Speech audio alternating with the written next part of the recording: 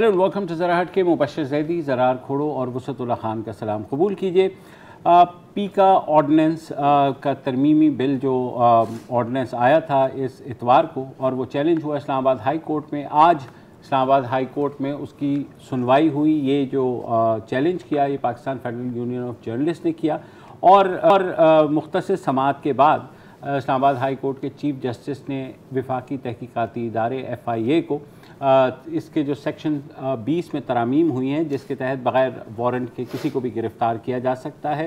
वफाकी तहकीकाती इदारे को ये हिदायत जारी की गई हैं कि इस केस के फ़ैसले तक वो किसी को गिरफ़्तार ना करें। जो ऑर्डर आया है उसमें चीफ जस्टिस अतर मिनल्ला ने कहा है कि इस वक्त पूरी दुनिया में हतक इज़्ज़त के जो क़वानीन हैं उनको डीक्रिमिनलाइज़ किया जा रहा है और उन्होंने ज़िम्बाब्वे और युगांडा तक की मिसाल दे दी और उन्होंने कहा हमारे यहाँ बादी नज़र में उन्होंने इन तरामीम को कहा कि ये जाबिराना और ड्रैकोनियन है और साथ ही साथ उन्होंने अटॉर्नी जनरल खालिद जावेद खान जो हैं उनको कल तलब कर लिया है कि वो इस पर हुकूमती मौक़िफ़ दे। अच्छा, उससे पहले ज़ाहिर है अब कोर्ट का फ़ैसला आ गया, ये हुक्मनामा आ गया, तो उससे पहले ही कल रात को अटॉर्नी जनरल ने वज़ीर आज़म इमरान खान से मुलाकात की और उसके बाद उन्होंने जो बयान दिया है उन्होंने ख़ुद इस बात को तस्लीम किया है कि ये क़वानीन इस सूरत में नाफिज नहीं हो सकते। मज़े की जो सबसे बड़ी बात है वो है कि वफाकी वज़ीर IT अमीनुल हक साहब जिनकी वजारत की तरफ से ये क़वानीन बने और ये तरामीम आई बज़ाहिर, उन्होंने एक लंबा चौड़ा ख़त लिखा वज़ीर आज़म को और कहा है कि ये जो तरामीम हैं और इस पे जो रिएक्शन आया है सहाफ़ती तंजीमों और इंसानी हकूक़ की तंजीमों का, उसके रिज़ल्ट में उन्होंने वज़ीर आज़म को सिफारिश की है कि इन तरामीम को वापस, इस ऑर्डिनेंस को ही वापस ले लिया जाए। पीका का थोड़ा पीको करो और फिर पीका को थोड़ा फीका कर दें, पीका को फीका कर दें। तो जब अच्छा, एक और जो थोड़ी सी कंफ्यूजन है मेरे ज़हन में कि आपने जिक्र किया attorney general of Pakistan Khalid Javed Khan का, जाहिर है कि मुशावरत का वो हिस्सा थे। मेरा ख्याल है कि फवाद चौधरी जी फवाद चौधरी साहब ने ये कहा है कि खालिद जावेद खान और वज़ीर IT जो है वो भी इस मुशावरत का हिस्सा थे। हाँ, लिहाजा लेकिन वज़ीर IT ने जो ख़त लिख दिया है वो एक अलग बात है। खालिद जावेद खान साहब अटॉर्नी जनरल पाकिस्तान की भी बात हुई रिपोर्टेडली अब्दुल कयूम सिद्दीकी के साथ, आपको पता है जियो न्यूज़ के कोर्ट रिपोर्टर हैं जी, बिल्कुल बिल्कुल इंतहाई सीनियर और मारूफ कोर्ट रिपोर्टर, और उनको कहा है कि जी ये अगर इस ही शक्ल में नाफिज की गई तो ये भी जाबराना और ड्रकोनियन ही होगी। तो मैं सिर्फ इतना जानना चाह रहा हूँ, and I have a lot of respect for Khalid Javed साहब, कि अगर ये रिपोर्ट स्टेटमेंट सही तरह रिपोर्ट भी हुई है तो क्या मशावरत के वक्त या जब ड्राफ्टिंग के वक्त जब आपसे पूछा गया क्या उस वक्त उन्होंने ये ऑब्जेक्शन रेज की थी या नहीं? क्योंकि मुझे पता है क्या याद आ रहा है, ये जो सारी चीज़ें हो रही हैं ना, मुझे याद आ रहा है कि जब पहली दफ़ा पीका में बात की थी तो मुबश्शिर ने ही कहा था कि सर ये घूम फिर कर ना आपके ऊपर ही बैकफायर होगा और आपको ही वापस लेना होगा और कुछ नहीं, it will be one more point of embarrassment, और एम्बैरेसमेंट भी नहीं, और वही बात है ना कि यार अगर फैशिज्म करनी है तो थोड़ा सा सोच समझ के। लेकिन अच्छी बात ये कि ये पता है ये लोग इल्ज़ाम देते हैं इस हुकूमत को कि जी यू टर्न लेते हैं, ये अच्छे यू टर्न भी लेते हैं। वो जैसे मीडिया कमीशन का क्या बड़ा शोर था, क्या PDM है Pakistan media development Pakistan media development, उसमें भी जो है वो जो जबर के भेड़िए है उसको गाय की खाल पहनाने की कोशिश की गई थी, लेकिन जब लोगों ने ताड़ लिया नहीं ये तो गाय नहीं है, तो फिर उन्होंने कहा अच्छा ठीक है वापस ले लिया। तो मुझे लगता है कि ये जो कुछ अच्छे यू टर्न भी होंगे। वो देखिए एक और बात है कि यू टर्न है या आपको बाद में पता लगा कि इस गाड़ी के पहिए ही नहीं है, बिल्कुल जो भी है। दूसरा यह है कि अब मेरी जो बात हुई है वो ये है कि हुकूमत इस हद तक तो तैयार हो गई है कि वो कल कोर्ट को कहे कि जनाब ठीक है हम ये जो मजिस्ट्रेट वाला काम है वो हम कर लेंगे कि गिरफ्तारी बगैर वारंट के नहीं करेंगे, पहले मजिस्ट्रेट से ले लेंगे, दूसरा कि सहाफ़ियों को नहीं उठाया जाएगा। मतलब ये तो जाहिर है ये क्या तो मतलब किसको खुश करने की कोशिश कर रहे हो? हमें नहीं उठाएंगे लेकिन कोई बेचारा जो व्हाट्सएप पर मैसेज भेजा और व्हाट्सएप पर भी लोग गिरफ्तार हुए हैं, by the way this is on the record. तो कोई बेचारे सोशल मीडिया यूजर को आप उठा लें, हाँ और ये तो असल में तो इसका ताल्लुक सहाफत से या सोशल मीडिया या तू में से नहीं, ये शहरी आजादी एग्जैक्टली राय के साथ है ना। और यही तय होगा कि क्या ये आर्टिकल 19 की कॉन्ट्रडिक्शन है या नहीं, ये केस उठा के बाहर फेंक देगी। अब वजह यह है कि अटॉर्नी जनरल अगर ये कंसेशन करते भी हैं तो इस वजह से कर रहे हैं कि जो पिटिशन फाइल हुई है वो Pakistan federal union of journalist की तरफ से हुई है और उन्होंने इस पे मौक़िफ़ लिया है कि ये सहाफ़ियों के भी इजहार आज़ादी, इजहार राय के खिलाफ है। वही लेकिन बात जो वसत ने की, ये सिर्फ सहाफ़ियों की आज़ादी बिल्कुल नहीं है ना, बारे में नहीं है, this is about fundamental rights, ठीक है। और ये जो बात हुई ना कि यार नहीं यार आप तो हमारे भाई हैं, आप सहाफ़ी हैं, आपको हम नहीं उठाएंगे, ये तो डिवाइड एंड रूल करने की आप कोशिश कर रहे हैं ना यार, कि यार आपने शोर मचाया, फिक्र ना कर यार, तेरे भाई पे तो के घर पे डाका नहीं पड़ेगा, बाकियों पे पड़ जाएगा, साथ वाले के घर में डाल देंगे। हाँ, ये दिस इज अनएक्सेप्टेबल। अच्छा, हमें ज्वाइन किया है आदिल अजीज़ काजी साहब ने, ये जो वकील हैं Pakistan federal union of journalist के, जिन्होंने इस्लामाबाद हाई कोर्ट में इन तरामीम को चैलेंज किया और आज इब्तदाई तौर पर ये कामयाब हुए अदालत से ये ऑर्डर लेने पे कि कम से कम FIA इस फैसले तक जो है गिरफ्तारियां नहीं करेगी। बहुत शुक्रिया आदिल अजीज़ साहब। सबसे पहले तो बताइए कि जो पिटीशन आपने फाइल की है उसमें मोटे मोटे आपके एतराज़ात क्या हैं? बिस्मिल्लाहिर्रहमानिर्रहीम। शुक्रिया सर।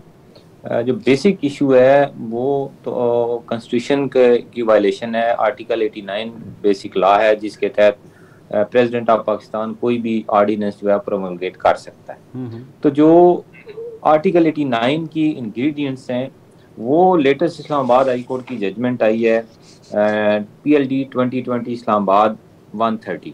तो उसमें सारी की सारी जो ये चीज़ें बड़ी क्लियर की गई कि क्या वो ग्राउंड्स होंगे जिनकी बेसिस के ऊपर प्रेसिडेंट ऑफ पाकिस्तान जो है वो ऑर्डिनेंस प्रोमलगेट कर सकते हैं। तो वो उनके जो ग्राउंड्स हैं उनमें जो पहला ग्राउंड है कि अगर जो असम्बली है हमारी वो सेशन में नहीं होगी, पार्लियामेंट सेशन में नहीं होगी। तो 17 तारीख को सेनेट का इजलास ख़त्म हुआ और 18 तारीख को कौमी असम्बली का इजलास था और 18 तारीख को जो कौमी असम्बली का इजलास था वो पोस्टपोन किया गया और 18 तारीख को ही ऑर्डिनेंस जारी किया गया। तो बेसिक जो इसकी इस सारे जो हमारा कॉन्स्टिट्यूशन है उसकी जो थीम है वो ये थी कि अगर कोई इमरजेंसी की सूरत हाल हो, कोई ऐसी सूरत हाल हो जिसमें असम्बली का इजलास ना बुलाया जा सके, पार्लियामेंट को कॉल ना किया जा सके, तो प्रेसिडेंट ऑफ पाकिस्तान उस इमरजेंसी को करने के लिए, कवर करने के लिए प्रेसिडेंट ऑफ पाकिस्तान ऑर्डिनेंस जारी कर सकता है। तो वो जो आर्टिकल 89 के इंग्रेडिएंट्स हैं या फॉर्मेलिटीज़ हैं और उसके बाद इस्लामाबाद हाई कोर्ट और ऑनरेबल सुप्रीम कोर्ट ने मुस्तफ़ा इम्पैक्ट्स में भी यही हेल्ड किया कि जो इसकी फॉर्मेलिटीज़ हैं वो सारी की सारी पूरी होंगी तो ऑर्डिनेंस बन सकेगा। तो सबसे पहला तो हमारा इमरजेंसी तो थी ना, मुराद सईद साहब की किरदार कुशी हुई है और आप वेट नहीं कर सकते, आपको उसी वक्त मुझे लग रहा है मैलिफाइड इंटेंशन, मैलिफाइड और प्रोसीजरल। हाँ, वो मैं एक सवाल है सर जी, ये जो आप बात कर रहे हैं आर्टिकल 89 की, बहुत लोग इसकी बात कर रहे हैं, रीमा उमर साहिबा हो गई, आप और भी लोग, आपको पता है तमाम जो हमारे कानून है उनको पता है, वो आपको भी पता है, ठीक है। तो क्या लॉ मिनिस्टर को नहीं पता होता इन चीज़ों का, या जब ये चीज़ें ड्राफ्ट हो रही होती हैं या ऑर्डिनेंस जा रही होती हैं? एक बड़ा मशहूर फिल्म थी, उसमें एक डायलॉग था कि जब पाल नहीं सकते तो पैदा क्यों करते हो। तो माय पॉइंट इज कि इस तरह की जो लॉ है, इसको ऑर्डिनेंस को जब आपको पता है कि फ्लॉड है, ये लाते क्यों है? मैं आपको एक्सप्लेन करता हूँ। असल प्रॉब्लम यह है कि हमारे प्रोफेशन में दो किस्म के लोग हैं। एक वो लोग हैं जो सिर्फ और सिर्फ किताबें पढ़ने की हद तक, मिनिस्ट्री में बैठने की हद तक लॉ मिनिस्टर बन जाते हैं, इन पोजीशन में पहुंच जाते हैं अपने सियासी बैकग्राउंड की वजह से। दूसरी तरफ ऐसे लोग हैं जिस तरह से आपके अटॉर्नी जनरल साहब हैं, और उन्होंने बड़ी प्रैक्टिकल बात की है कि ये कानून चल नहीं सकता, और उन्होंने ये किसी जगह कहा है और अल्टीमेटली ये मीडिया ने भी कोट किया है कि उन्होंने ये इसके ऊपर अपनी राय जो दी है, तो वो इसलिए दी है कि वो अदालतों में पेश होने वाले वकील हैं, और जो आपके लॉ मिनिस्टर साहब हैं वो बेसिकली किताबें पढ़ने वाले वकील हैं। उनको तो प्रैक्टिकल इशू का अगर पता होता, और उनको इतने सीनियर वकील हैं, अगर उनको ये सारी सेंस होती तो कभी भी इस तरह का कोई गवर्नमेंट को मशवरा ना देते। और ये कोई पहली बात नहीं है, इससे पहले लोकल गवर्नमेंट ऑर्डिनेंस लेके आए एक्ट के होते हुए, वो इस्लामाबाद हाई कोर्ट ने उनको उसके ऊपर करवाने से रोका। हाँ जी, और इसके साथ वो जो दूसरा अभी लेटेस्ट जो है इलेक्शन वो दूसरे एक्ट में अभी इन्होंने अमेंडमेंट किया है, इसके साथ ही वो भी इस्लामाबाद हाई कोर्ट में चैलेंज हुआ है। तो जी जी जी, तो ये सारी की सारी वो चीज़ें हैं जो कि ऐसे लोग, और इसी के साथ इन्हीं मिनिस्टर साहब ने सिविल प्रोसीजर कोड का जो सत्यानाश किया है, उसमें इन्होंने जो अमेंडमेंट किया। आदिल साहब मुझे बताइए, हुकूमत का मौक़िफ़ है कि ये जो हितक इज़्ज़त है, बेसिकली आप सोशल मीडिया पे किसी की कर दें या इलेक्ट्रॉनिक मीडिया पे कर दें, उसके लिए कोई फोरम अगर अवेलेबल है भी तो वो साल हर साल लग जाते हैं, तो क्या ये बात दुरुस्त है? सर बात यह ना कि ये आप खाली इस केस को क्यों ले रहे हैं? आप इसी माशरे का हिस्सा हैं, और जो अगर आपने सिस्टम को ठीक करना है तो आप पूरे के पूरे सिस्टम को ठीक करें ना, कि ये तो कोई इतना बड़ा ऑफेंस नहीं है। यहाँ पे जो आपके दिन दहाड़े मर्डर होते हैं, बट दहशतगर्दी के केसेस होते हैं, तो उनका भी तो जो आप अगर ग्रेविटी ऑफ ऑफेंसेस देखें ना, तो ये उसमें तो कोई ऑफेंस ही नहीं है जिसके पीछे आप पड़े हुए हैं, और इसका कोई मकसद है। ये बगैर किसी मकसद के ये कानून नहीं लाया गया। देखें, पाकिस्तान में और भी बहुत सारे मसाइल हैं जिनके हल के लिए। वकील साहब, क्या आप ये समझते हैं कि हमारे यहाँ अक्सर जो कवानीन होते हैं, कोई भी हुक्मरान हो, वो पर्सन स्पेसिफिक होते हैं, कलेक्टिव अंदाज में? बिल्कुल जी, बिल्कुल ही ये बात दुरुस्त है, ये बिल्कुल बात दुरुस्त है आपकी कि ये जो कानून अभी लाया गया है, इसमें आपको अगर मैं बताऊं कि जो बेसिक अमेंडमेंट की है वो तो आप सभी लोगों के लिए की गई है। कि सेक्शन 20 में ये था कि आपको एग्जेम्पशन हासिल थी कि जो लोग मीडिया रेगुलेटरी अथॉरिटी ऑर्डिनेंस के तहत लाइसेंस याफ्ता है, उनके ऊपर ये कानून अप्लाई नहीं होता था। और ये सेक्शन 20 में जो अमेंडमेंट की गई है, उसमें 2 अमेंडमेंट्स जो है जो सबसे अहम है, वो ये है कि सबसे पहले तो ये जो प्रोवाइजो था वो उन्होंने ख़त्म कर दिया। यानी कि आज के बाद अगर आप कोई ऐसी वैसी खबर जाया करते हैं जिस खबर के ऊपर उनको एतराज़ है, तो आपके ऊपर पहले FIR होगी, आपको सबसे पहले लगेगी हथकड़ी, उसके बाद जब आप जेल में पहुंच जाएंगे तो बाद में फैसला होता रहेगा कि खबर झूठी या सच्ची है। और बेसिक जो चीज़ है, इसके ऊपर लॉ मौजूद है, इसके ऊपर लॉ मौजूद है, मैलिशियस प्रोसिक्यूशन मौजूद है, इसके अलावा डेफमेशन ऑर्डिनेंस मौजूद है, सिविल आपके पास रेमेडी मौजूद है। लेकिन उसमें और इसमें फ़र्क यह है कि आपको ये प्रूव करना पड़ेगा कि आपके खिलाफ खबर झूठी है। अब ये जो कानून बन गया है, इसका जो बेसिक डिफेक्ट है कि आपने मेरे बारे में कोई खबर चला दी कि वकील साहब ने ये काम किया, तो मैं आपके ऊपर FIR दर्ज कराऊंगा, आपको सबसे पहले हथकड़ी लगेगी, आप जेल जाएंगे, बाद में ट्रायल में साबित होता रहेगा जी कि आपने जुर्म किया या नहीं किया। जबकि जो सिविल लॉ है, और सारी दुनिया में बहुत सारे कंट्रीज़ का आज मैंने हवाला भी दिया है, और बल्कि लास्ट अभी एक जजमेंट 2017 की आई है, कीनिया की जजमेंट आई है, उनकी सेक्शन थी 194 पीनल प्रोविजन थी, तो उन्होंने हाई कोर्ट ने ख़त्म कर दी कि डेफमेशन के ऊपर पेनल प्रोविजन अट्रैक्ट नहीं होती। तो बेसिक इसी बात को आदिल साहब कंटिन्यू रखेंगे। यहाँ हमें एक छोटा लेना है, वापस आते हैं।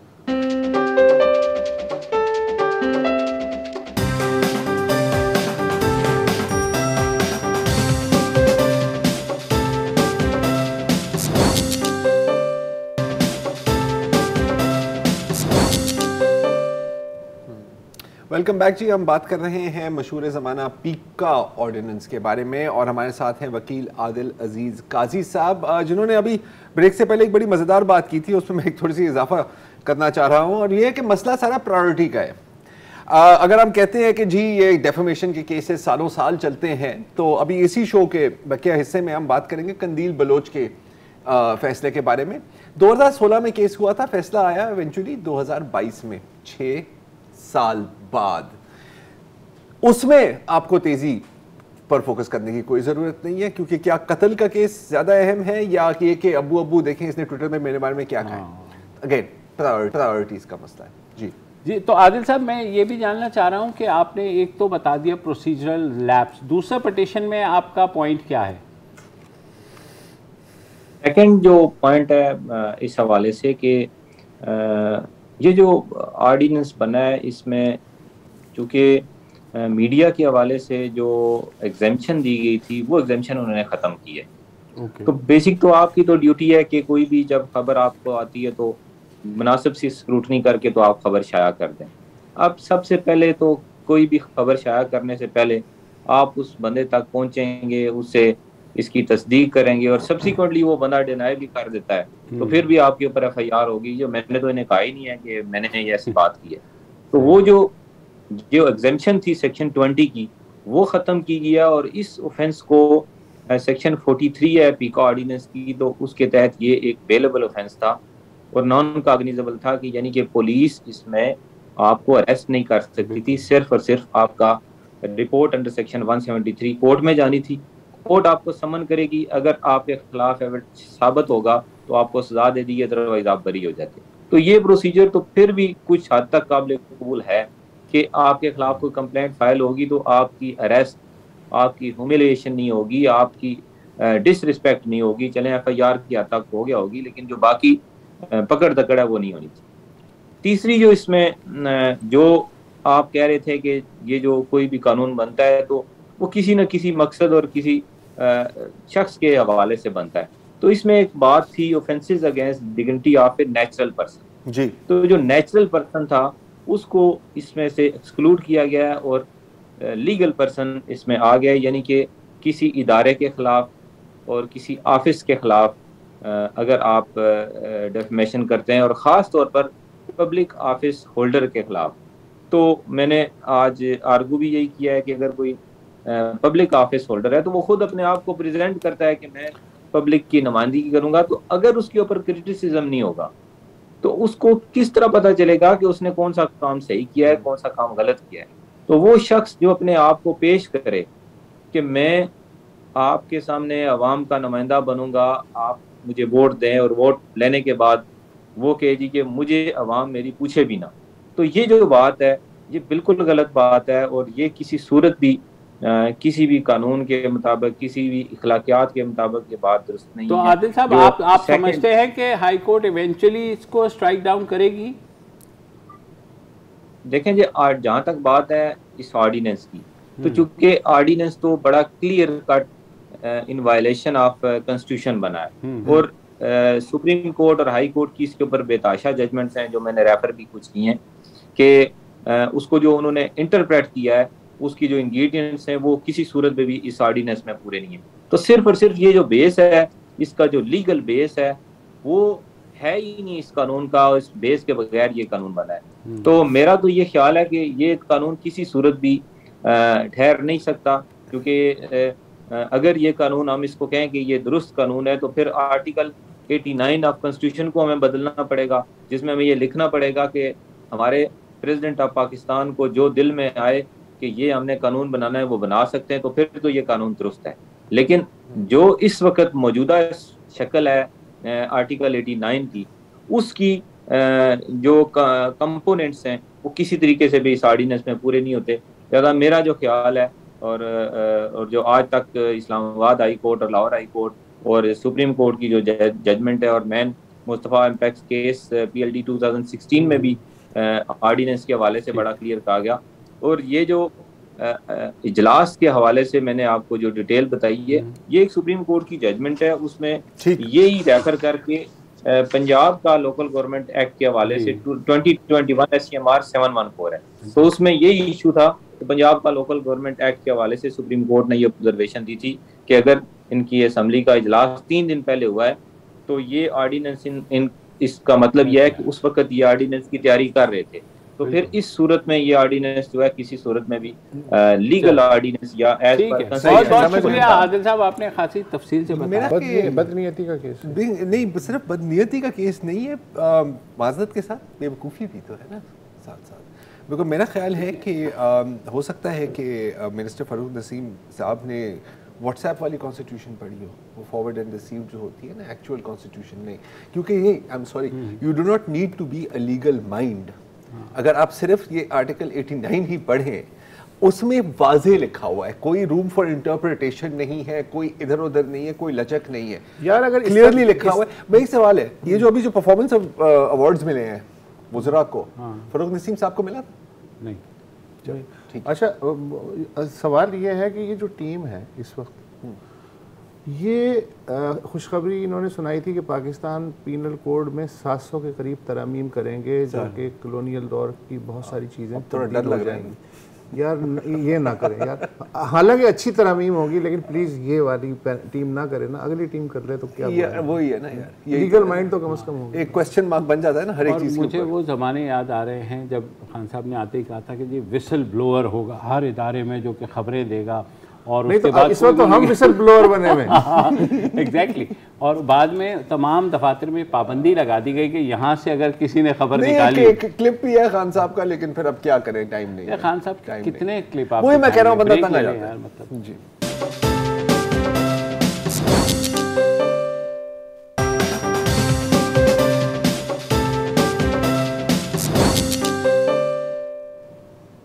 Welcome back. और गुज़िश्ता हफ्ते कंदील बलोच के कत्ल केस में लाहौर हाई कोर्ट के मुल्तान बेंच ने एक जजमेंट दी कि कंदील को कत्ल करने वाले उसके भाई वसीम को बरी किया जाता है, और उस वक्त ये कहा गया कि इसकी डिटेल जजमेंट जो है वो आएगी, और वो 3-4 रोज़ के बाद आई, और उसमें बहुत ही इंटरेस्टिंग बातें थी। और जो इंटरेस्टिंग, मैं तो कहूँगा मजाकिया बातें हैं। खैर बहरहाल वो जजमेंट जो है, क्योंकि जब ये फैसला आया और कंदील बलोच का भाई बरी हुआ, तो सब ने आवाज़ उठाई कि ये ऑनर किलिंग का केस था, इस पे लेजिस्लेशन हुई थी, तो कैसे हुआ कि कंदील का भाई जो है वो बरी हो गया। और ये जो लेजिस्लेशन थी ये आई ही कंदील के कत्ल के बाद और कंदील के कत्ल के वजह से, और हम उस वक्त खुशियां मना रहे थे कि चले एक नाइंसाफी का दरवाजा तो आपने बंद किया है, लेकिन अपेरेंटली ताला नहीं लगाया उसमें। बिल्कुल, दरवाजा खुला रह गया। और कहाँ खुला रह गया, इसी पर बात करने के लिए हमारे साथ मौजूद हैं, अहीं हमारे कोलीग भी रहे हैं, वकील भी हैं, और डॉन अखबार में लिखते भी हैं, और हाल में कंदील केस के ऊपर एक बहुत ही उम्दा कॉलम भी लिखा है। हाँ असद, हम समझना चाह रहे हैं कि अदालत ने जो ये फैसला लिया है, इसकी जो डिटेल जजमेंट है आपने भी पढ़ी है, कुछ हमने भी देखी है, तो अगर लुबे लुबाब हम इसका जानना चाहें तो ये है कि अदालत ने इसको ऑनर किलिंग नहीं माना। जी thank you for having me Mubashir Sahab, Zarar साहब, बिल्कुल आप दुरुस्त कह रहे हैं। इसमें जो सबसे पहली रुकावट थी वो ये थी कि कत्ल के केसेस में अगर आप बतौर लवायकीन पार्डन कर दें कातिल को, और यहाँ तो वालिदैन ने ही माफ़ कर दिया था कंदील के भाई को, तो फिर उसके बाद आप आदमी को बरी कर सकते हैं। लेकिन जिस तरह ज़रार साहब ने हवाला दिया 2016 की कानून साजी की रोशनी में, अब अगर आप ऑनर किलिंग करें तो बेशक उन्होंने आपको माफ़ कर दिया हो, ना माफ़ किया हो, तब भी आपकी जो सज़ा है वो लाइफ इम्प्रिजनमेंट की हद तक होगी। और यहाँ ट्रायल कोर्ट ने वही फैसला किया था। अब अदालत आलिया के सामने जो बुनियादी सवाल था, और वही सवाल अदालत आलिया ने फ्रेम भी किया इस तरह कि क्या ये कत्ल ये एक ऑनर किलिंग थी कि नहीं थी, और उसमें जो सबसे बुनियादी एविडेंस थी वो यही थी कि कंदील के भाई ने कन्फेस किया हुआ था, इतराफ़ किया हुआ था कि मैंने तस्वीर और वीडियोस की बुनियाद पे उसका कत्ल किया। अब लाहौर हाई कोर्ट का ये कहना है और ये जजमेंट है, ये फैसला है कि इसका मतलब ये नहीं कि ये कोई स्पेसिफिक रेफरेंस था ऑनर किलिंग का, और साथ में ये भी कहा कि कन्फेशन की कई प्रोसीजरल गलतियां हुई, हथकड़ियां लगी हुई थी, अंग्रेजी और उर्दू के बीच जो तर्जुमा था उसमें कई रुकावटें थी, बहुत जल्दी उनको मैजिस्ट्रेट के सामने पेश किया गया वगैरह वगैरह। और इन तमाम नुकात को सामने रखते हुए ये कन्फेशन आखिरकार सिर्फ एक कागज़ का टुकड़ा है, और इस वजह से मैं इसको बरी कर रहा हूँ, उसी कॉम्प्रोमाइज और उसी माफ़ी की वजह से। तो असल में बात समझाएं, अब अगेन देखें टेक्निकल इश्यूज जो आपने अभी बयान किया, कम से कम जो जज साहब जिनकी तरफ इशारे कर रहे हैं अपनी जगह, मैंने अपनी हमशीरा कंदील को उसकी तस्वीरों और वीडियो की वजह से कत्ल किया। अच्छा, और भी इस तरह की स्टेटमेंट्स आई हैं। इनफैक्ट जब आपने अपनी कॉलम में ही इसका हवाला दिया है कि जब ये खबर फैली उसके गांव में, तो उनका अपना कहना है कि लोग, मेरे दोस्त मेरी तरफ आए और मुझे मुबारकबाद दी, ठीक है, और कहा कि बेगैरत को बेगैरत किसी भी वक्त आ सकती है। तो कितनी अथॉरिटी है जज के पास? बंदा खुद कह रहा है लिटरली अपने मुंह से कि मैंने उसको गैरत के नाम पर कत्ल किया, और जज साहब कह रहे हैं कि नहीं नहीं नहीं, तुझे नहीं पता तूने क्या किया, मैं तुम्हें बताता हूं कि ये तो एक रेगुलर कत्ल था। वो एक अलग बात है कि रेगुलर कत्ल और ऑनर किलिंग में कितना फर्क होना चाहिए, लेकिन ये मुझे समझ में नहीं आ रही sir as a lemon. Zarar साहब, ये तो हमारी जूरिस्प्रूडेंस है कि जज साहब का इतना ज़्यादा डिस्क्रेशन है। मैं आपको एक और हवाला देता हूँ। 2002 में एक बहुत मशहूर जजमेंट थी सदीक वर्सेस स्टेट, जहां जो सदीक मुल्ज़म था उसने 3 अपने ही फैमिली मेंबर्स यानी अपनी बेटी, अपने दामाद और अपने नवासे का कत्ल किया था। और तब लाहौर हाई कोर्ट ने फैसला किया, जस्टिस तसद्दुक हुसैन जिलानी साहब का फैसला है कि यहाँ ना सिर्फ ऑनर किलिंग थी, लेकिन हम माफ़ी को भी मुस्तरद करते हैं और पूरी सज़ा दी, बल्कि उसमें मेरे ख्याल से फांसी की सज़ा हुई थी। तो ये आपको बताता है कि हमारा जूरिस्प्रूडेंस जिस तरह इवॉल्व हो रहा है, वहाँ जज साहब की बहुत ज़्यादा डिस्क्रेशन होती है कि वो करार दे कि क्या ये ऑनर किलिंग है कि नहीं है। अब बतौर एक बहुत अदना सा वकील मुझे तो ऐसे लगता है कि अगर आदमी ने एतराफ़ किया हुआ है कि तस्वीर और वीडियोस की बुनियाद पे मैंने मारा है, तो उसमें तो जो ऑनर का एलिमेंट है वो तो काफ़ी मरकजी है। लेकिन अदालत आलिया को ये नहीं लगा और कहा कि अगर हम इसको ऑन द मेरिट भी देखें इस कन्फेशन को, तो यहाँ ऑनर किलिंग का स्पेसिफिक रेफरेंस नहीं है। तो आप बिल्कुल ठीक कह रहे हैं, एक बहुत गहरा सवाल या निशान उठता है। अच्छा, एक और सवाल, सॉरी, एक इसके साथ ही एक जुड़ा हुआ सवाल है बस कि मतलब तो इसके ऊपर जज को कुछ ये एक्सप्लेन करना पड़ता है, और मैं वाकई में मुझे नहीं पता कि अगर ऑनर किलिंग नहीं थी तो क्यों कत्ल किया है। मतलब कोई मोटिव इसमें मैटर करता भी है या मैं ऐसी कोई फजूल बात कर रहा हूं यहाँ पे? नहीं ज़रार साहब, इसमें मोटिव मैं कहूँगा इस हद तक मैटर नहीं करता जब जज साहब ने ये फैसला कर लिया है कि ऑनर किलिंग नहीं है। इसलिए क्योंकि बेशक भाई का जो भी मोटिव होता, क्योंकि उसको माफ़ी अब मिल गई है लवायकीन से, तो वो उसी फिर में बरी हो जाता है। और उस वजह से आपको एक कदम पीछे लेते हुए जो आपने ये सारा एक किसास दियत का एक निज़ाम बनाया हुआ है, वो भी बहुत ज़्यादा काबिल तवज्जो है। और उसमें भी आपको उस कानून को फिर से देखना होगा हर हाल में कि जहां आपने ज़बरदस्ती इस चीज़ को मंजूर किया है, तब आपको एक फ़र्क नतीजे पे पहुंचना चाहिए। यहाँ कंदील के वालिदैन ने इब्तिदा में कहा था कि हम अपने बेटे को माफ नहीं करेंगे, तो फिर ये बात ऑनर किलिंग से आगे बढ़कर आती है कि क्या आपने दियत को या आपने पार्डन जो दिया था वो आपने विलिंगली दिया था और चाहते हुए दिया था, या आप माशरे में या उस तरह दबाव में आके, जिस तरह शाहरुख जतोई केस में हुआ, सलाउद्दीन अयूबी केस में हुआ, रेमंड डेविस केस में हुआ, वो फिर उस सिलसिले में आप शामिल हो गए। अच्छा, मैं ये जानना चाहता हूँ, हम जज पे ज़्यादा फोकस कर रहे हैं जो उन्होंने फैसला दिया। जब हम किन्नू खरीदने जाते हैं तो वो दुकानदार कहता है जी ये 100 रुपये दर्जन है और ये 150 रुपये दर्जन है। मुझे लगता है कि जो कत्ल का सिलसिला है वो भी यही है कि अगर तू कमरे के अंदर कत्ल करेगा तो तुझे उम्र कैद की सज़ा मिलेगी, कमरे के बाहर अगर तू कत्ल करेगा तो तुझे 10 साल की सज़ा मिलेगी, और अगर तू बिल्कुल मैदान में कत्ल करेगा तो तुझे डेथ सेंटेंस भी हो सकती है। मुझे कुछ इस तरह का इंप्रेशन मिल रहा है। तो पानी कहाँ मर रहा है? ये जो कवानीन की खिचड़ी है, इसमें से जजेस रास्ता निकाल लेते हैं, तो असल मसला तो कानून का है कि वो क्लियर ना हो तो जज क्या करेगा? जज अपने हिसाब से, अपनी अकल के हिसाब से फैसला करेगा। वसत साहब, इसमें तो आपका एक अजीब तरह की सिचुएशन बन गई है कि अगर हम एक हाइपोथेटिकल अपने सामने रखें कि भाई ने कंदील को मारने में वो शायद नाकाम हो गया हो, तो तब भी जो सज़ा है वो ऐसा हो सकता है ज़्यादा सख्त होती। अगर अटेम्प्टेड मर्डर पे या अगर कंदील हैडंट डाइड तो उस पर क्योंकि ना तो माफ़ी अप्लाई होती, ना तो ये सारा जो आपने अपने पीपीसी को अमेंड किया है वो भी ना लागू होता। तो अगर आप मर्डर पे इस तरह एक get out of jail free card आपने रखा हुआ है, तो ये तो वाकई आप बिल्कुल दुरुस्त कह रहे हैं, कानून में बहुत ज़्यादा खिचड़ी हो गई है। अब आपको अपने पीनल कोड को फिर से देखना होगा। और जो फैसला आया था 1990 में, जो गुल हसन केस था जिसकी रोशनी में आपने पीपीसी को अमेंड किया और उसमें माफ़ी के प्रोविजंस को आपने वसी किया, वहाँ उन्होंने एक बहुत एक अहम डिस्टिंक्शन की थी कि कत्ल के बीच और जो कत्ल आमद है उसके बीच आपने ये डिस्टिंक्शन की थी कि सिर्फ कत्ल पे इस तरह की पार्डन लागू होनी चाहिए। तो उस फैसले की रोशनी में अपनी कानून साजी को फिर से दुरुस्त करें, जो गुलाम इसाक साहब ने 1990 में बतौर ऑर्डिनेंस और मियां नवाज शरीफ साहब की हुकूमत ने बतौर एक एक्ट ऑफ पार्लियामेंट 97 में पास किया था, वो उस जजमेंट की रोशनी में कानून साजी नहीं है, उसको रिविजिट करना चाहिए, वरना जिस तरह वसत साहब ने कहा वही जो एक आपने एक हौच पौच बनाया हुआ है अप्लाई होता रहेगा। अच्छा असद, ये जो अब सारा जो जजमेंट है बेसिकली उसमें कुछ बैनुल अक़वामी वाक़यात का भी, इंटरनेशनल कोई वाक़यात का भी हवाला दिया गया है और वो हवाला खुद कॉन्ट्राडिक्टरी है, ज़रा उस बारे में थोड़ा बताइए। मुबशर साहब, जो सबसे एक बहुत एक संजीदा वाक़या था शारन टेट के मर्डर का, उस पर ज़रार साहब भी पहले बात कर चुके हैं।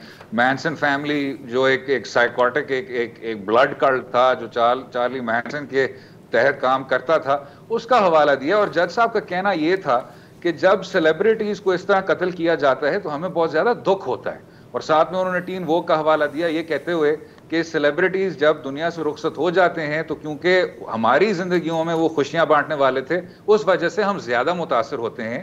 और शारन टेट और बाकी कुछ ऐसे सेलिब्रिटीज थे, वहीद मुराद का भी जिक्र किया थे, वहीद मुराद का भी जिक्र किया। जी हाँ, उनका वहीद मुराद साहब का भी किया है। इसमें जो बुनियादी फर्क है वो ये है कि शारन टेट के जितने भी कातिल थे, आप अभी देख लें, रिसर्च कर लें, उसमें या तो वो अशखास जेल में ही फौत हो गए थे या उससे हट के they are still serving their life sentence, और उनका परोल आज तक मुस्तरद किया जा रहा है। जो गवर्नर हैं उस ये कैलिफोर्निया के, वो आज भी कह रहे हैं कि हम इनको परोल नहीं देंगे। तो कहाँ आधी सदी बाद, निस्फ़े सदी बाद वो अशखास जो के प्रिजन में ही सारी उनकी फिर उनका मुस्तकबिल गुजरा, और यहाँ कि ये आदमी 2-4 साल बाद अब आजाद है। और अच्छा असद, यहाँ एक पॉइंट है पहले कि यहाँ पे पता है हुआ क्या है, उन्होंने विकिपीडिया पे सर्च की सेलिब्रिटी डेथ्स, पूरा आर्टिकल नहीं पढ़ा। नहीं मतलब यार अगर मुझे पहले पता चल जाता हुआ और क्या हुआ? पहले पता चल तो मैं प्ले बॉय का भी हवाला देता, उसमें भी बड़े अच्छे आर्टिकल्स आते हैं। ले लेते हैं और फिर वापस आते हैं।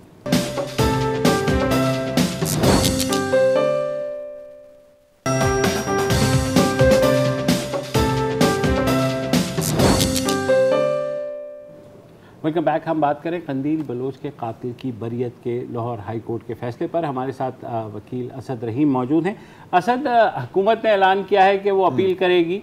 अब इस सारी सूरत हाल में ज़ाहिर है स्टेट का एक किरदार था, वहाँ प्रोसिक्यूटर जो है उसका भी किरदार था। हुकूमत के पास आपके ख्याल में लिमिटेड ऑप्शंस बचे हैं अब, जब जज साहब ने अपना माइंड बना लिया और ये जजमेंट दे दी? मुबशर साहब, यहाँ भी सवाल वही उठता है कि अगर कंदील का कत्ल ऑनर किलिंग ही है तो फिर आप उस कानून की चक्की से गुजरते हैं और तब आपको फिर लाइफ सेंटेंस होता है। तो ये वही सवाल अब अदालत उज़्मा में कंटेस्ट करेंगे कि यहाँ हमें लगता है कि ऑनर किलिंग है। और इसके साथ ये भी देखना चाहिए कि इस्तगासा ने काफ़ी हद तक अपना किरदार अदा किया।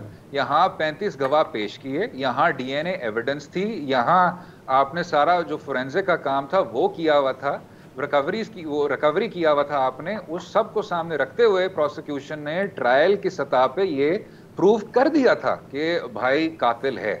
सवाल सिर्फ एक रह गया है, अगर ये ऑनर किलिंग है कि नहीं। अगर ऑनर किलिंग है तो भाई की कन्विक्शन बनती है। ये अदालत उज़्मा में देखना होगा कि क्या वो अदालत आलिया के फैसले को अपहोल्ड करते हैं कि नहीं। अच्छा असद, अब ये again let's talk about the elephant in the room यार। ये ऑनर किलिंग है, इसको हम माफ नहीं कर सकते। अच्छा ये तो मामूली किलिंग है, माफ कर दिया। ये जो निज़ाम है, हाँ, और मुझे पता है कि इसकी बुनियाद है किसास और दियत के कवानीन।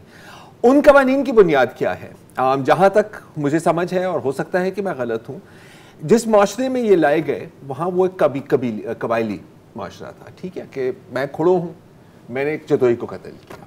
अब ये सिर्फ मेरे और उसके बीच में का फटा नहीं है, पूरे कबीले इन्वॉल्व हो जाते हैं। हो सकता है कि दर्जनों 100 लोग मरे, हो सकता है कि सदी तक जंग हमारी चलती रहे। तो एक तरह से इसको कंट्रोल करने के लिए, ताकि माशरे में फसाद ना हो, that is one reading of mind. दूसरी एक रीडिंग ये भी है कि ये ज्यादातर उन केसेस में अप्लाई करता था जो एक्सीडेंटल डेथ के होते थे, जिसको हम मैनस्लॉटर कहते हैं। इंटेंशनल मर्डर एक और चीज है। अब 2021-22 में आकर जब हम देखते हैं कि निजाम बराबर नहीं है, अगर एक कमजोर पार्टी है उस पर आप दबाव डाल सकते हैं, उनको आप राजी कर सकते हैं। अगर केस 6-7 साल चले, जैसे ये केस चला है, तो वो फिर और चांसेस आपके बढ़ते जाते हैं। कितनी जरूरत है कि कत्ल को कत्ल समझा जाए, ये नहीं कि सर ये माफी वाला कत्ल दर्जा अव्वल का है या दर्जा दोम का है। ये जी असद ज़रार साहब, ये तो अगर आप इसमें नियत की बात को भी ख़त्म कर दें, हम ये बात भूल भी जाएं कि क्या यहाँ एक्सीडेंट था या नियत करके आपने किसी को मारा था, ये एक आप देखेंगे ये तसलसल है जो रेमंड डेविस के केस में या शाहरुख जतोई के केस में या कंदील बलोच के केस में या इन तमाम केसेस में जब आप लवाहिकीन के पास गए, जब आप खानदान के पास गए, तो डे 1 पे उन्होंने कहा कि हम माफ नहीं करेंगे जी। इसका मतलब ये है कि अगर हम नियत की बात को भूल भी जाएं, इन तमाम अशखास को तोड़ा गया था या कोअर्स किया गया था या एक और कंक्लूजन पे लाया गया था, जिस वजह से उन्होंने फिर जो उनका पिछला मौकफ था उससे वो हट गए। तो ये तो पहली चीज है। जो दूसरी चीज है, जैसे आपने कहा 1979 और 1990 में जो कानूनी तौर पे इस पे मुबाहिसा हो रहा था, उस पर मुझे काफ़ी ज़्यादा एतराज़ है कि अदालत उज़्मा के जजों ने उन उलमा की बातें नहीं सुनी या उन उलमा के बयानिए को नहीं रिकॉर्ड किया जहां लिखा हुआ था कि कत्ल में जहां नियत का एलिमेंट प्रेजेंट है, वहां रियासत का या वहां कम्युनिटी के जो लीगल ऑर्गन्स हैं उनका किरदार है। बेशक अगर एक कबायली माशरा हो, और ये आप देखेंगे कि इसमें मोहम्मद असद की जो सारी इस पे राइटिंग्स हैं, जो इस पे जो सबसे जो एक मेन किताब है जो वास्ती साहब ने भी लिखी हुई है, वो भी ये बात करती है, उन तमाम स्कॉलर्स को आपने इग्नोर कर दिया। लेकिन उससे भी अब हट के अगर हम आज की पाकिस्तान पीनल कोड को देख लें, तो यहाँ भी अब जज साहिबान को देखना चाहिए कि जब हम इन तरह के केसेस पे एडजुडिकेट करते हैं, तो जिलानी साहब का प्रेसिडेंट है, रमदे साहब का प्रेसिडेंट है, जहां उन्होंने कहा कि ये माशरे के लिए इतने खौफनाक वाकयात थे कि हम माफ़ी को मुस्तरद करते हैं। लेकिन वो जो फैसले हैं वो तो बिल्कुल एक तरह से एक अकलियत पे जा पहुंचे हैं। The vast majority of judgements acquit these people based on compromise. इस बात को हमने तब्दील करना होगा। तब्दीली सिर्फ आएगी कानून साजी से। इस कानून साजी को आपको फिर से कानून साजी के बारे में ही आपने अपने आर्टिकल में भी लिखा कि जब ये लॉ लाया गया तो उस वक्त बहुत ज़्यादा ये वाटर टाइट था और इसमें लकूनास नहीं थे, मगर फिर किसी दबाव की बिना पर एक कोई जो है लकूना छोड़ा गया। तो वो क्या था? मुबशर साहब, इसमें जो बात की जाती है वो ये है कि जब अदालत उज़्मा ने ये फैसला दिया कि आप अपने पीनल कोड को तब्दील करें और उसमें किसास दियत के लिए गुंजाइश बनाएं, तो तब उन्होंने ये काफ़ी बड़ी तफरीक की हुई थी डिलिबरेट मर्डर में और कत्ल में, जहाँ मैन स्लॉटर हो जाता है या आप किसी को गलती से मार देते हैं। कानून साजी जब होने को जा रही थी तो तब अबूरी हुकूमत थी गुलाम इसाक खान साहब की, जो कि ना तो मुंतखब थी, ना तो कोई पार्लियामान में उन्होंने कोई मुबाहिसा किया और ना तो वो कर सकते थे। और तब आपको याद होगा मोहतरमा की हुकूमत का भी एक सवाल उठ रहा था, उन्होंने अपने डिसमिसल को चैलेंज किया हुआ था। तो उन्हीं दिनों में गुलाम इसाक खान साहब ने इस कानून को बतौर एक ऑर्डिनेंस बुलडोज कर दिया और तमाम पीनल कोड को तब्दील कर दिया।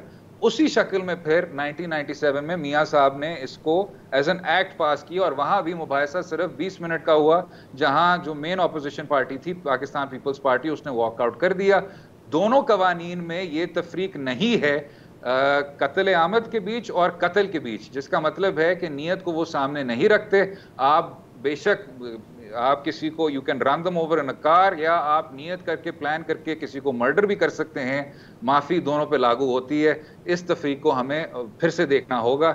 ये कानून साजी है जिसको आपको प्लग करना होगा, इस खला को आपको पुर करना होगा। अच्छा, ये जो मैं इनके ही आर्टिकल का हवाला दूंगा कि जब ये 2016 वाला बंदा था जी, तो special assistant to the prime minister Ashtar Ausaf Ali Sahab ने इस दरवाजे को बंद करने की कोशिश की थी, मतलब इस लूप होल को प्लग करने की कोशिश की थी।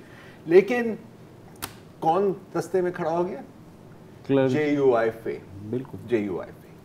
ठीक है, चलिए, बहुत शुक्रिया असद, आपने बड़ी तफसील आया। उम्मीद यही है कि जब ये केस जाएगा सुप्रीम कोर्ट के पास तो ये नॉर्मली जो हुई है, उम्मीद यही है कि अदालत मलिका बुखारी साहिबा ने ये कहा है कि इस लॉ पर भी इसकी इम्प्लीमेंटेशन रियासत फरीक बनेगी। नहीं, फरीक रियासत तो उसमें भी फरीक थी, वो उसमें भी थी, लेकिन ये कह रहे हैं कि इसमें वो कानून साजी की तरफ अब तवज्जो दी जाएगी। I hope it plugs the loop hole. मेरा तो ख्याल था कि 2016 में प्लग हो गया था, लेकिन 6 साल बाद पता लगा कि नहीं ऐसा नहीं है। चले आज के लिए जी इतना ही, कल दोबारा हाजिर होंगे। खुदा हाफिज़। अस्सलाम वालेकुम। अगर आपको हमारे शो पसंद आया है तो प्लीज़ हमारे YouTube चैनल को सब्सक्राइब करें, और अगर मुनासिब समझे तो इस वीडियो को लाइक भी कर लें, तो कोई हर्ज नहीं है, और शेयर भी कर लें और कमेंट भी कर दें जी, वरना वो सब ऐसे ही लिखते रहें। और ये जो दोनों कह रहे हैं ये कर लें जी प्लीज़, नहीं तो हमें भी घर जाना है, मैं आपके कंप्यूटर में नहीं रहना 24 घंटे। सही बात।